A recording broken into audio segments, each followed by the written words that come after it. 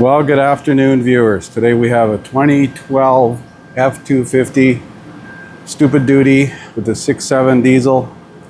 It's got a P1249-00 for a wastegate functionality. I'm checking the wastegate control solenoid down here. I've got the vacuum pump connected to the vacuum inlet. I've confirmed I got 20 inches of vacuum.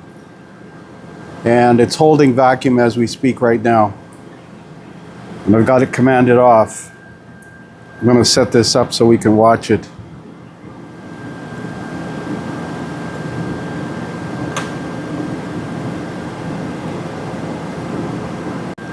So it's holding vacuum with it commanded off.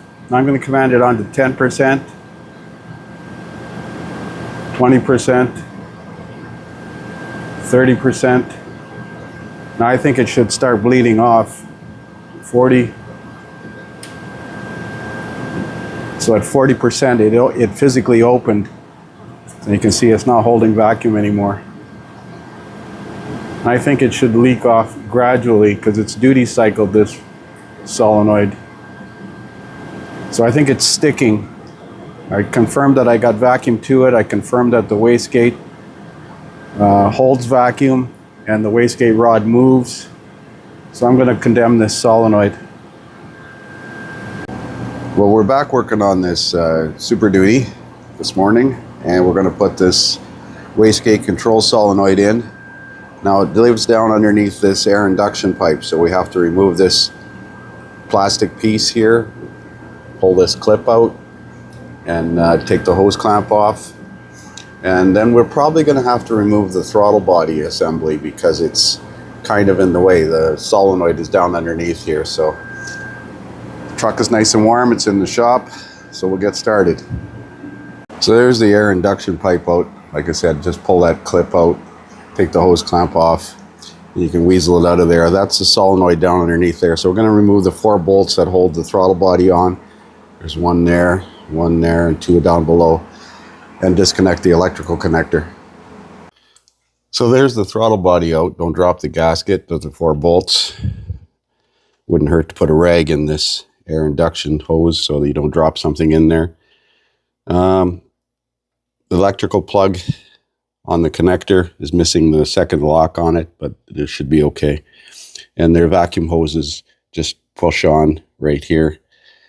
2 8mm headed bolts to get the solenoid off. And look at the carbon deposits in here from EGR flow. This truck is stock. So I cleaned the throttle bore and I removed the loose chunks of carbon from the air induction inlet there with a shop vac. You don't want to knock anything loose in there and have it go into a valve or something, and we're going to let, there's no other way to clean that any better than that. So that's going to be good, obviously. This you can clean with combustion chamber cleaner and compressed air. Let's put it back together. So there it is, back together and running. Connector plugged in, vacuum hoses plugged in. I'm going to let it warm up a bit, and then I'm going to do a key on engine running self-test. So this test says allow the engine to reach normal operating temperature, and it's not. So it's probably going to set a fault code for running too cold, or it might not allow the test to run. Do not accelerate. Verify PTO system auxiliary idle control if equipped is off.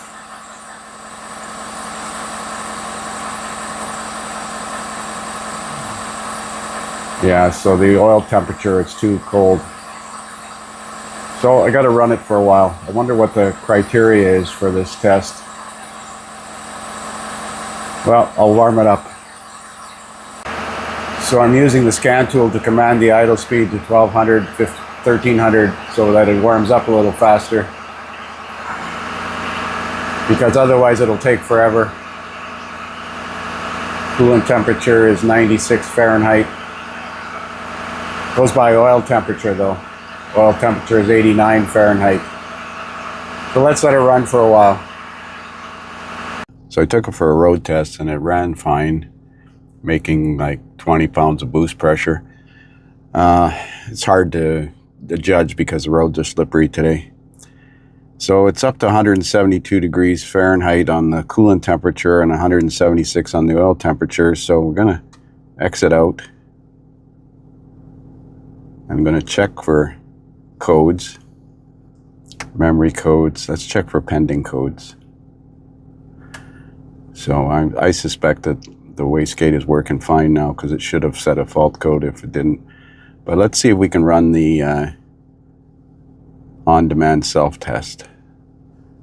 Let's see if it'll allow it to run now. No PTO.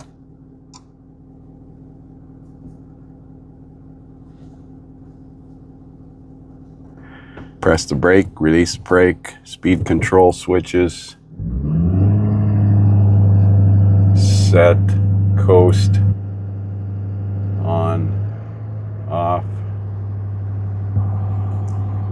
Cycle the overdrive button to a haul button. And 4x4 switches.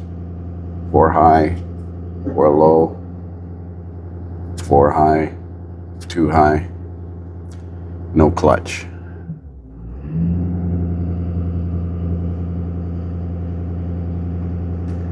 And I'm not accelerating, it's doing this itself. So imagine it's going to check EGR flow and wastegate operation and turbocharger performance.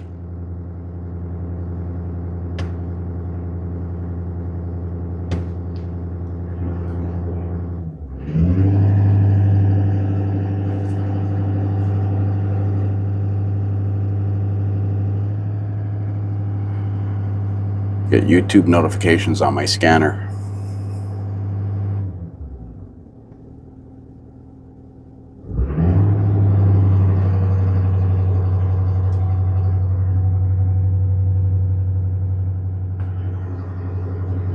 Didn't ask me to turn the steering. Oh yes, it did. Did I turn the steering? I don't remember if I did.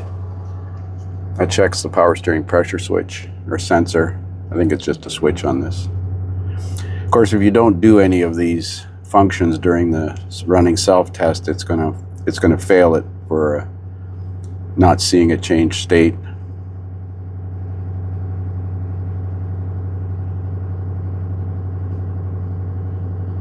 It's a little longer than most self-tests.